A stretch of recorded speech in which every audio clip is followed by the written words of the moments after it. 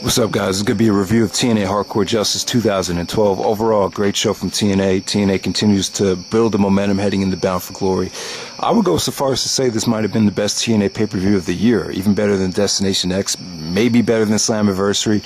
Haven't seen Sacrifice yet. Sacrifice is when they, started to, really build momentum. And, gotta say, man, they definitely deserve your money, deserve your support, so definitely check it out. All right, first match of the night, Chavo, Guerrero and Hernandez taking on Kash and Skinner. Good opener. The impact zone was pretty hot tonight. I really can't complain about the crowd reaction tonight. Just a good opener. Skinner's offense kind of almost sucked the life out of the crowd, and but Chavo looked good. Hernandez, it was a lot of fun to watch, and I have no problems with this. I think the problem with Chavo Guerrero is some people kind of underrate him because, the Eddie Guerrero comparisons, he's just nowhere near as good as Eddie Guerrero. So, the whole Eddie Guerrero thing is always going to be kind of under his belt, which I think is kind of unfair, but, it's just the way it is. But yeah, Chavo and Hernandez make a good team. This is a lot of fun. This really got the show off started the show off with a pretty solid opener. Next up, we have Rob Van Dam taking on Anderson, taking on Brutus Magnus in a Falls Count Anywhere match. Now, the Pope was actually taken out by aces and eights before the match started, which is always a risk. I think anytime you promote someone for a pay-per-view and he's not on the match, it's always a risky business move to do that. But at the same time, it was a good way to keep the storyline flowing. And in this particular circumstance, I thought it was a good move because, I think a fatal four-way Falls Count Anywhere match, that has potential for clusterfuck. So I think three people in a Falls Count Anywhere match was fine. I think it worked out much better this way. This didn't get too much time, but it was short, it was sweet, it didn't feel rushed or boring at all. Just, Rob Van Dam definitely in his element here. He busted out Van Terminators, Van Daminators, spinning heel kick on the guardrail. Just a lot of good stuff here. I thought Brutus Magnus showed a lot of aggressiveness. He wrestled a very, very smart match as well. I could go with that Anderson. I'm definitely glad the guy's not pushed in the main event scene right now. Definitely, when him and Jeff Hardy were main eventing TNA shows, personally for me, I think that's when TNA was at an all-time low. But, one thing with Rob Van Dam is he just needs to do a better job of... his matches are kind of predictable because when he's happy and when he's going to win a match, like you could just tell, you could see it in his face. When he's going to lose, you could kind of see the lack of motivation. So I think he needs to do a better job of, kind of hiding the fact whether he's going to win or lose. But, yeah, good stuff there. I wouldn't mind seeing Rob Van Dam and Austin Aries at Bound for Glory. I think if Rob gets to train for that match and he's motivated, Rob Van Dam and Aries, that's definitely a dream match for me.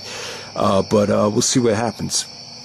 RVD actually gains 20 points and actually enters the top 4 in the Bound for Glory series. All right, so next up we have Devon taking on Kaz for the television championship. Just a nice solid match to continue the nice flow of the pay-per-view. Really nothing spectacular, but the crowd was hot for Devon. Kaz pulled off a beautiful crucifix bomb, some good back and forth action. And I have to say, man, Devon's singles push and Bully Ray's as well, I think they're working out really good. So yeah, definitely a solid match there. I'm going to skip the knockouts match and let's go right to the tables match. We have Bully Ray, Jeff Hardy, James Storm, and Robbie E in a tables match, and this was this is very, very good. I thought it got off to a kind of a slow start. There was a lot of Robbie E in the beginning. He really wasn't taking the match too seriously. I'm just not a big fan of the guy. Like I said, I can't really take him too seriously. But once he got taken out by I believe Jeff Hardy took out Robbie E like halfway through the match with the table, and then you just had Bully Ray and James Storm's going back and forth. Aces and Eights came out. There was a great tease about whether Storm was gonna get the win because of Aces and Eights. It looked like Aces and Eights came out to help Jeff Hardy. That's how it came off. But surprisingly, Bully Ray actually got the win. Did a power bomb to James Storm through the table. Just jumped out of there before Aces and Eights had a chance to attack Bully Ray. So definitely a fun tables match. Kind of had you on the edge of your seat about who was going to take the match, Storm, Hardy, or Bully Ray. Just really good stuff between all three of those guys towards the end after Robbie E got taken out. So yeah, definitely check that match out. That was a lot of fun. Next we got Kenny King challenging Zima Ion for the X Division Championship, and this is okay considering how high this match was on the card. I thought they did a good job here. I'm not a big Zima Ion fan, But he looked impressive here. This is probably the best I've seen him look. And, you know, Kenny King, I thought he worked hard here. I thought this felt like an ultra-competitive match. Both guys didn't take their foot off the gas pedal 1 second here. This is just a nice, solid 10-minute X Division match, balls to the wall. I mean, it wasn't anything to write home about. It wasn't anything spectacular, but I thought it was a good effort. And, you know, maybe a little bit too soon to give Kenny King the X Division title, but I could definitely see a rematch at Bound for Glory. So 3 stars for that. Next up, we have the fucking match.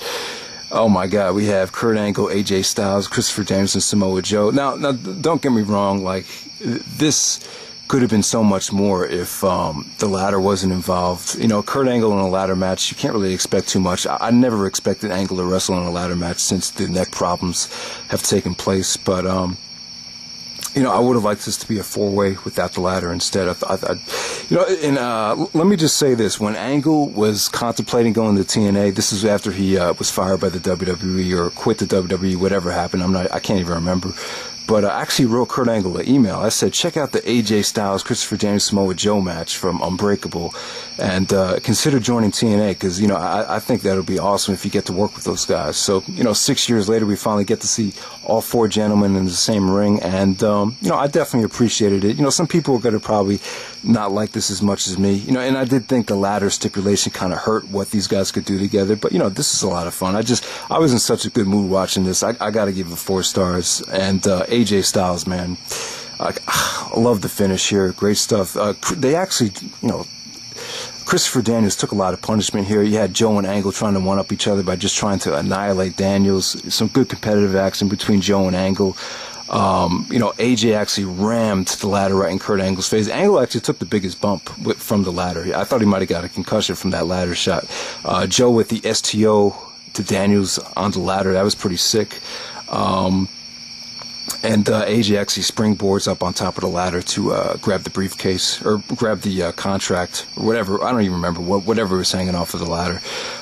Yeah, so AJ Styles actually wins the match. Awesome decision. I can't wait. You know, I know a lot of you guys were saying that AJ doesn't have enough points to get to Bound for Glory, but, you know, now he's got 36 points. He's got matches coming up on Impact. Definitely there's a chance to see AJ Styles and Austin Aries now at Bound for Glory, so definitely good stuff there. Overall, like I said, man, the ladder kind of took away some of the, I don't know, I just think these guys could have done a lot more with the ladder, but still, this is still fun. This is still, this just put me in a really good mood, so definitely great stuff there. I'm going to give it 4 stars.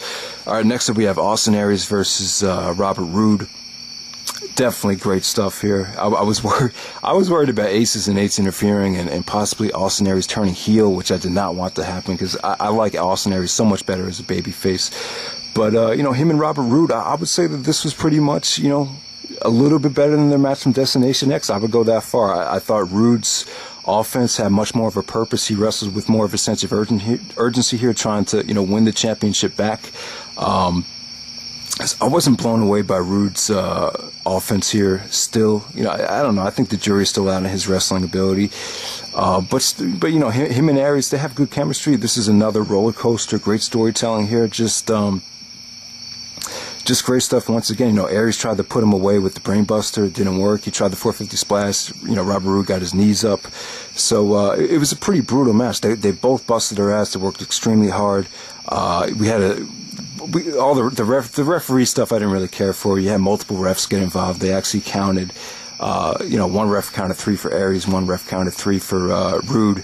So it was a double pinfall. Earl Hebner came out, thank God, restarted the match. I was like, Jesus Christ, this is just a waste of money if you ordered this to see the main event, because, you know, I really wanted to see a winner here. I wanted a definitive answer about whether Austin Aries was going to main event Bound for Glory or not, and we got that answer tonight. So good stuff. Once they restarted the match, it just got fucking awesome. Just great stuff. Great near falls. Aries did the heat-seeking missile, and Roode actually got the belt up, blasted him in the face with it. I thought that was the end. I thought, oh fuck, we're going to see Roode and Storm at Bound for Glory. But boom, Austin Aries kicks out. Eventually got a beautiful roll-up. The roll-up came off great, I thought. The finish came off great. Awesome match. Pins Robert Roode. Robert Roode does not get a title shot again. So, Austin Aries versus AJ Styles, man. Just make it happen. You know, I wouldn't mind seeing Aries versus Joe, Aries versus Daniels, Aries versus Angle. That would be great as well. But I think Aries versus AJ Styles, you got to do it now. Aries is 34. AJ Styles is 35. You can't wait anymore. This is going to be the best main event in Bound for Glory history by far if it does happen, and this whole pay-per-view is going to be stacked. So yeah, man, TNA on fire right now, and definitely check out the show, Aries and Roode. I would say this is even better than their Destination X match by far, in my opinion. I'm going to give it about 4 1/4. And, you know, definitely check out that ladder match. That was a lot of fun. And overall, man, just a great show. So definitely check it out.